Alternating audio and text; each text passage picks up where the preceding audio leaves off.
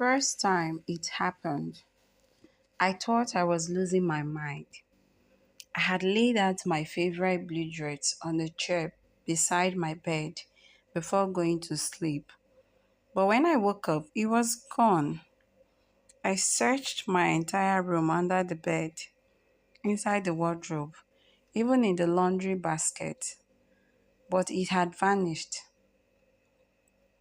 It wasn't until that evening that I found it, neatly folded on my chair, smelling of a scent I couldn't recognize. It wasn't perfume, nor was it sweat, just a strange warm fragrance that made my heart race. At first, I convinced myself that I had misplaced it, but then it happened again and again.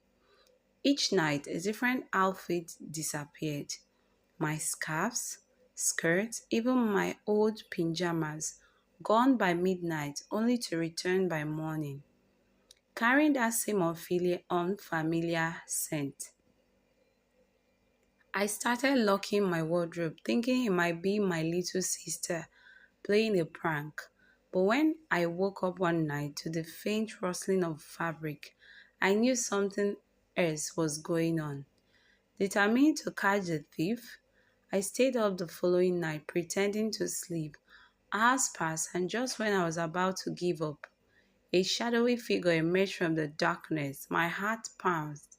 The figure moved slightly, lifting one of my blouses from the chair and holding it up to the moonlight. I gasped. It was a woman, a translucent, streaming woman dressed in a long flowing gown that looked eerily familiar. I bolted upright.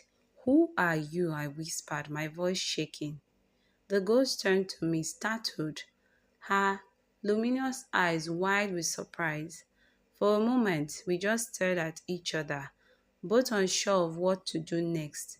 Then, in the softest voice, she spoke.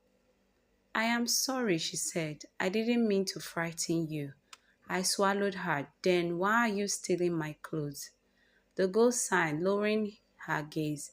I used to live here many, many years ago. She hesitated and continued, "Before I passed away. I don't remember much, but sometimes I wake up feeling cold. Your clothes make me feel alive again." I didn't know whether to scream or cry. A ghost has been wearing my clothes like we were roommates sharing a wardrobe. But instead of feeling fear, I felt a strange kind of sympathy. She didn't seem dangerous, just lonely. "What's your name?" I called cautiously. She hesitated before whispering, "Amara." From that night on, Amara and I developed an odd sort of friendship.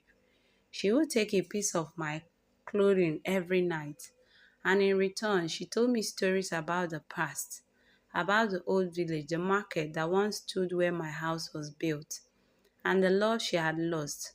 She had died young, she said, waiting for a man who never returned. Her spirit lingered, longing for warmth, for connection. One evening, as I folded my laundry, I found a letter tucked inside my dress pocket. It wasn't mine. The paper was old, the ink slightly faded, but the words were clear. "My dearest Amara, I am coming home to you. Wait for me under the mango tree at sunset. Forever yours, Chijoki." I felt a shiver crawl down my spine. Could this be the man she had waited for? I found Amara that night standing by my window, gazing at the moon. "I found a letter," I told her. "I think it was meant for you." She trembled as she read it, her ghostly figure tracing the words, tears streaming in her eyes. "He did come back," she whispered. "I waited for him, but I never knew." We spent the next few days searching with the help of my grandma. We uncovered old village records and learned that Chioke had indeed returned, only to find Amara gone. Heartbroken, he never married and was buried beneath the old mango tree where he had promised to meet her. The night we found his grave, Amara stood before it, her form glowing in the moonlight. I can feel him, she said, a gentle smile on her face. He's been waiting too. A soft breeze stirred the air, and for the first time, I saw peace in her eyes. As the first light of dawn crept over the horizon, she turned to me. Thank you, she whispered, and then, with a final radiant smile, she faded into the morning light. From that day forward, my clothes remained where I left them, their scent unchanged, and though Amara was gone, I knew she had finally found the warmth she had longed for. Come to the end of this amazing story. I hope you did enjoy this short story. If this is your first time of stumbling into my channel, you're highly welcome. For my returning subscribers, a big thank you.